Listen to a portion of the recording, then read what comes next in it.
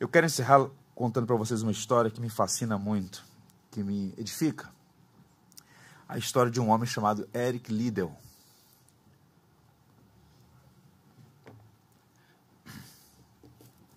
Ele nasceu no início do século XX, né, exatamente no ano 1902. Ele nasce numa família de missionários escoceses que serviam o Senhor na China. Então, seu pai, o reverendo James Liddell, criou seus filhos no caminho do Evangelho, desde a mais tenra infância. E numa dessas viagens para o Reino Unido, ele então deixou, na Inglaterra especialmente, o seu filho mais velho, e esse segundo, chamado Eric, para que eles fossem instruídos. Então, eles vão estudar num colégio famosíssimo lá, chamado Eton College. E eles estão estudando, 2 rapazes, e ele então volta para a China com sua esposa e a sua irmã, a filhinha mais nova. Pois bem, na faculdade, nos estudos primeiros, depois na faculdade de Edimburgo, esse Eric Liddell vai se destacar pela capacidade esportiva. Ele se destaca. Todos percebem que ele tem algumas habilidades que destoam dos demais. E quando o pai, em uma dessas viagens para a sua terra natal, vai conversar com o seu filho, o filho está no meio de uma crise. Porque o filho está dizendo: pai, eu também quero servir ao Senhor como missionário, esse rapaz convertido, crente em Jesus, mas eu estou percebendo que Deus tem me dado essa habilidade atlética. Ele era muito bom em cricket, rugby e corrida. Para vocês terem uma ideia, ele quebrou todos os recordes da Inglaterra, ainda muito jovem. Ele tinha como que asas nos pés, voava, corria muito. E o pai dele, então, cita esse texto que eu acabei de ler para os irmãos, 1 Coríntios 9, 24, corram de tal modo que alcancem um prêmio. E o pai, muito sensato, diz: meu filho, Deus te deu dons. E esse dom esportivo, essa habilidade atlética, deve ser usada para a glória dele.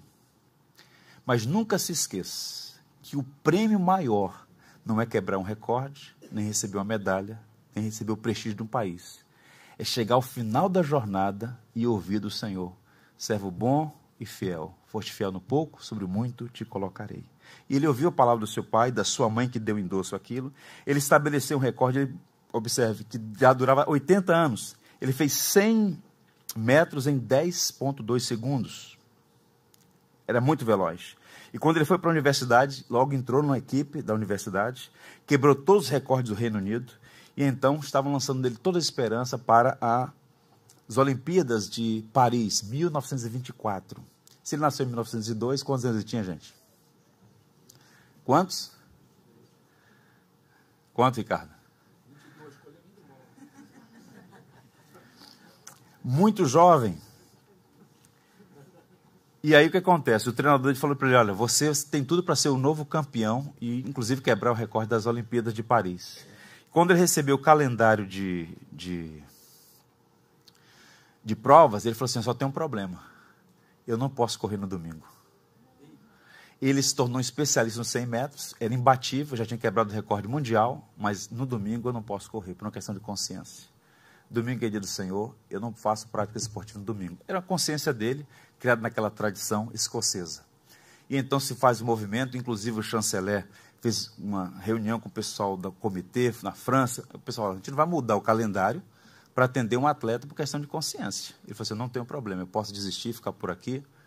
E então falou: olha, tem uma outra opção, a opção das corridas no sábado, dos 200 e 400 metros. Só que você não é especialista em 200 e 400 metros. Ele falou assim: mas eu posso concorrer.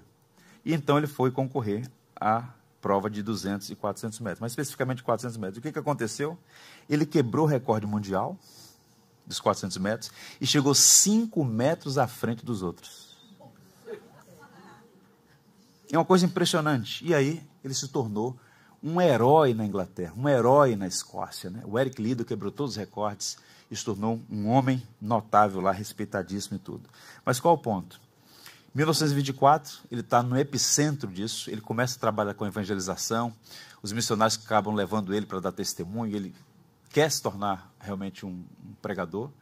Só que aí, nesse contexto de glória, de ter quebrado todos os recordes, ter ganhado a medalha de ouro nas Olimpíadas de 1924, no ano seguinte, ainda muito jovem, ele deixa tudo para cumprir o propósito que havia no seu coração desde mais cedo.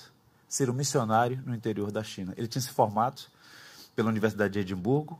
Ele vai para lá para ensinar inglês aos chineses, as crianças da escola que o seu pai fundou, e evangelizar a China. E o pessoal falou, você é louco, você está aqui, você pode dar o seu testemunho, você pode influenciar muita gente no seu país, mas por que você está indo para lá? Ele falou, não, eu vou porque Deus colocou isso no meu coração, e o maior prêmio que eu posso receber é ouvir do meu Senhor, que eu fui fiel à minha vocação. Eu cumpri minha parte como atleta, poderia avançar muito mais, mas a minha prioridade é ser um pastor missionário na China. Ele foi para lá. Chegando lá, ele conheceu uma pessoa com quem ele se casou, filho de missionários canadenses, casou, teve filhos e tudo mais. Quando eclodiu uma revolução, a própria da Segunda Guerra Mundial, ele então envia a esposa e os filhos para o Canadá, e ele fica, porque ele não podia deixar, eram mais de 1.000 crianças que estavam sob assistência dele. E quando os japoneses tomam a China, ele é preso, junto com outras pessoas, ele é enviado para um campo de concentração. E os testemunhos que foram ditos sobre aquele jovem pastor pregador, naquele campo de prisioneiros, é uma coisa impressionante. Alguém disse que ele viveu melhor o evangelho do que pregou. Ele não era um notável pregador, mas ele era alguém que encarnou o evangelho, fez renúncia por causa do evangelho, viveu ali, tal. E em 1945, aos 43 anos de idade, ele faleceu. Um atleta, sem nunca mais ter visto a esposa e os 3 filhos. Uma coisa impressionante. E aí, a testemunha das últimas palavras dele foi dar o seguinte testemunho. Está tudo documentado num livro chamado Carruagem de Fogo, inclusive é um filmaço, né, ganhador de vários prêmios. E a pessoa teria dito assim,